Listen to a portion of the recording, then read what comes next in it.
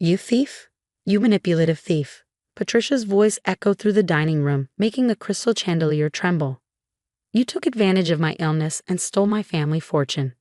I sat quietly at the end of the massive oak table, watching my mother-in-law's performance with practiced patience. Around us, the entire family shifted uncomfortably in their seats. Aunts, uncles, cousins all gathered for what they thought would be a regular Sunday dinner. My name is Olivia Turner, and at 34, I was being accused of stealing $4 million from my mother-in-law, the same woman who'd spent the last 8 years trying to drive me away from her precious son, James. Mom, please calm down, James started, but Patricia cut him off with a wave of her perfectly manicured hand. Don't defend her. While I was in the hospital, she convinced me to sign papers. She took everything. Patricia's voice cracked with well-practiced emotion. The accounts are empty. My mother's jewelry, the summer house, all gone. I took a sip of water, letting the accusations wash over me. The family's eyes burned into me, some with shock, others with already formed judgment. My sister-in-law, Amanda, smirked from across the table, clearly enjoying the show. Olivia, my father-in-law, George, spoke up, his voice heavy with disappointment. If this is true, we'll have to involve the authorities. I placed my glass down carefully, the soft clink somehow loud in the tense room. Would you like to know what really happened? I asked, my voice steady. We know what happened. Patricia shrieked. I have proof. Show them, Amanda. Amanda pulled out a stack of bank statements, passing them around the table. The accounts were drained 3 months ago, she announced triumphantly, right when Mom was having her surgery. And guess who had power of attorney? The statements made their way around the table, accompanied by gasps and whispers. I waited until everyone had seen them before speaking again. Interesting timing, I said, opening my bag. Would you like to explain why you were photographed at the Golden Lotus Casino that same week, Patricia? When you were supposedly too ill to leave the hospital? The color drained from Patricia's face. What are you talking about? I pulled out an envelope and removed its contents slowly. You see, after James and I got married, I learned quickly to document everything. Every conversation, every transaction, every power of attorney form you tried to get me to sign. What is she talking about, Mom? James asked, his attention fully focused on his mother now. She's lying. Patricia stammered, but her confidence was cracking. I laid out the photos one by one. Patricia at the casino, very much alive and well, playing high-stakes poker. Patricia meeting with known loan sharks in the parking lot. Security camera stills of her making massive withdrawals from the family accounts. The money didn't disappear because I stole it, I said calmly. It disappeared because of gambling debts. $4 million, lost at the tables over the past year. The room erupted in chaos. Amanda lunged for the photos, but James caught her arm. George stared at the evidence, his face ashen. That's not all, I continued, pulling out a USB drive. I have video footage of every meeting with the loan sharks, every threatening phone call they made to the house. Would you like to explain why they were calling you Patty the Poker Queen, Patricia? Patricia's carefully constructed accusation was crumbling. She looked wildly around the room, searching for allies, but found only shocked and horrified faces. You don't understand, she pleaded. I was going to win it back. I had a system. A system that cost your family their inheritance, I said softly, and then you tried to pin it all on me. James stood up slowly, his face a mask of disbelief. Mom, how could you? I did it for you, Patricia cried. That woman, she's not good enough for you. I thought if I could just win big once, I could show you that you don't need her. The irony of her statement hung heavy in the air. If I hadn't been documenting everything, if I hadn't been protecting myself and the family's assets, her gambling addiction would have remained hidden until everything was gone. There's more, I said, pulling out one final document. This is a contract from 3 days ago. Patricia tried to take out a loan against the summer house, the one she claims I stole. She forged my signature since the house is in my name. George finally found his voice. Patricia, tell me this isn't true. But Patricia had no more lies left. She collapsed into her chair, tears streaming down her face. Real ones this time, not the calculated performance from earlier. The family meeting had turned into something none of them expected. As the truth sank in, I could see the shock and betrayal on their faces. The fortune that had been in their family for generations, gambled away by the woman who'd spent years painting me as the gold digger. I have a plan to fix this, I said, reaching for another envelope in my bag. If you're willing to listen.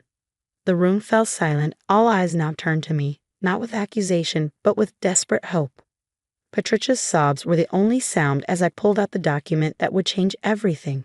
I opened the envelope slowly, aware of every eye in the room fixed on me.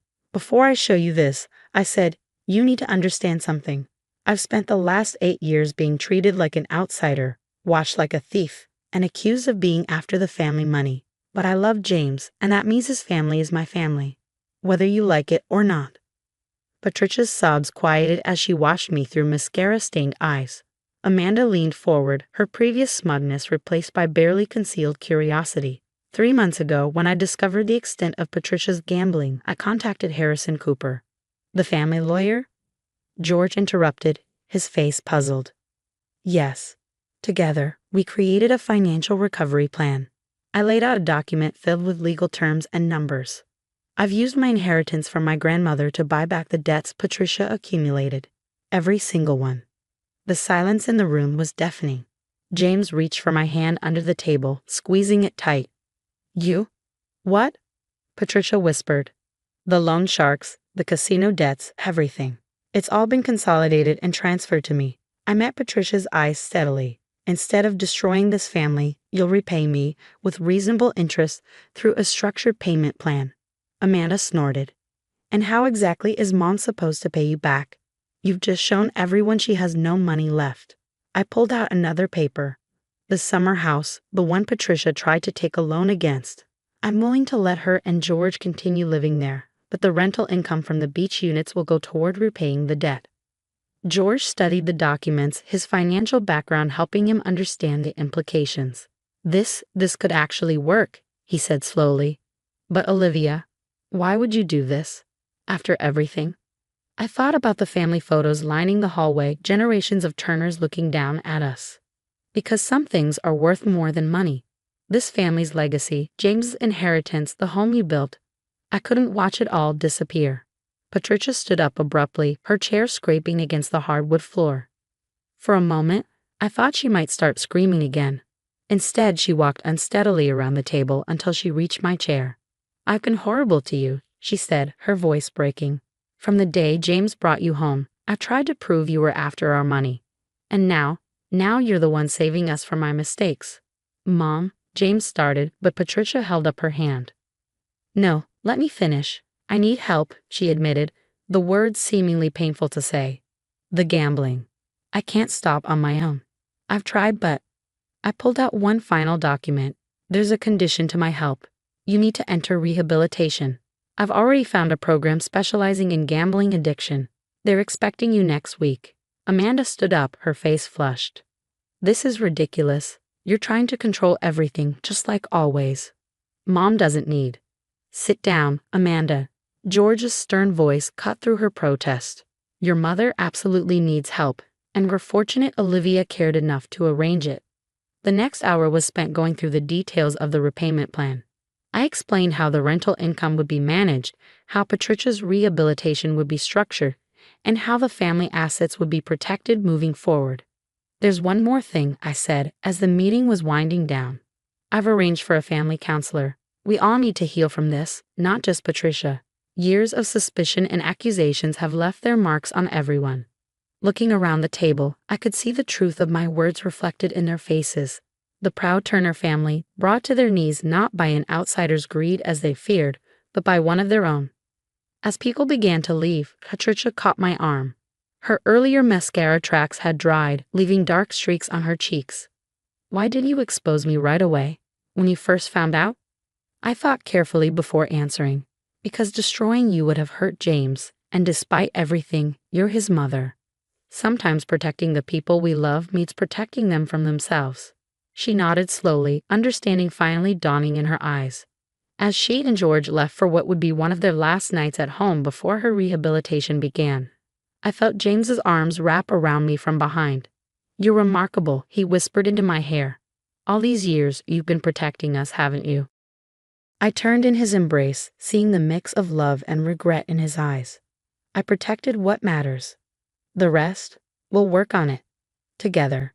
The dining room was empty now, the evidence of our family drama scattered across the table. Bank statements, photos, recovery plans. I began gathering them up, knowing they represented not just the end of one chapter, but the beginning of another. The path forward wouldn't be easy. Trust, once broken, takes time to rebuild. But as I looked at the family photos on the wall, I knew we'd taken the first step toward healing. Sometimes the strongest families are the ones that have been broken and pieced back together, held tight by forgiveness and understanding. James helped me collect the last of the papers, our movements in sync after 8 years of marriage. Ready to go home? He asked softly. I nodded, taking one last look around the room where everything had changed. Yes, I replied. But this isn't over. It's just beginning. 6 months after that explosive family dinner, I stood in the doorway of the summer house, watching the sunrise over the beach. The rental units were doing well, their income steadily chipping away at Patricia's debt. But more importantly, the family was healing. Patricia had completed her initial rehabilitation program and was now attending regular GA meetings. The woman who returned was different from the one who'd left, humbler, more self-aware, and working hard to rebuild the trust she'd broken. Coffee.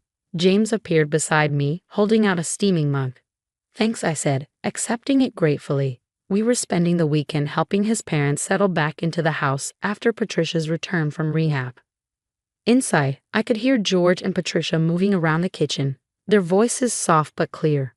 There was a new tenderness between them now, born from nearly losing everything. Olivia? Patricia called from inside. Could you come help me with something? I found her sitting at the kitchen table, a large box in front of her. Her hands trembled slightly as she opened it, revealing stacks of old photographs and documents. I've been going through everything during therapy, she said, pulling out a photo album. Part of making amends is acknowledging the past. Look at this. It was a picture from my wedding day, one I'd never seen before. In it, I was helping Patricia with her corsage, both of us laughing at something long forgotten. The joy in that moment was genuine, before years of suspicion and resentment had taken their toll. I was so wrong about you, Patricia said quietly. I was so convinced you were a threat to our family that I became the threat myself.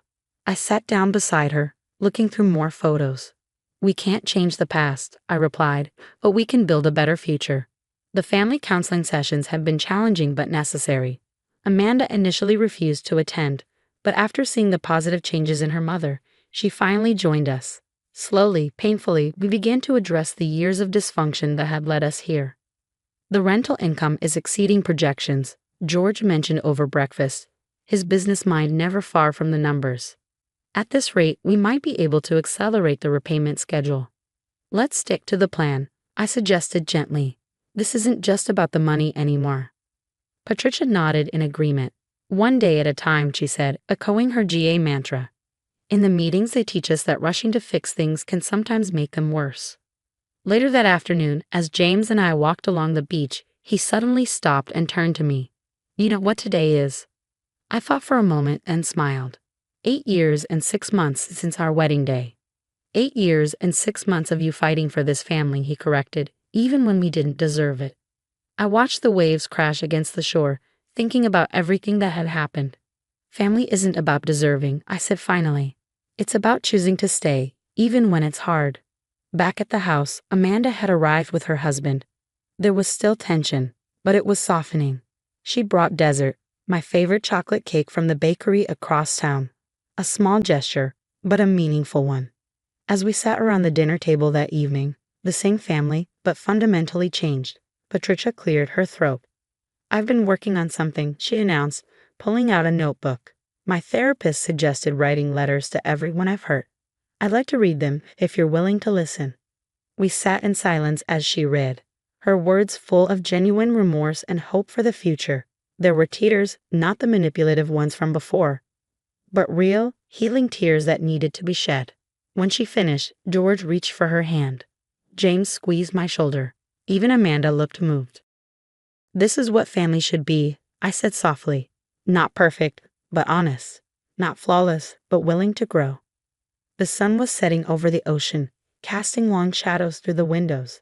Outside, the rental units were full of happy vacationers, unaware that their stay was helping piece a family back together.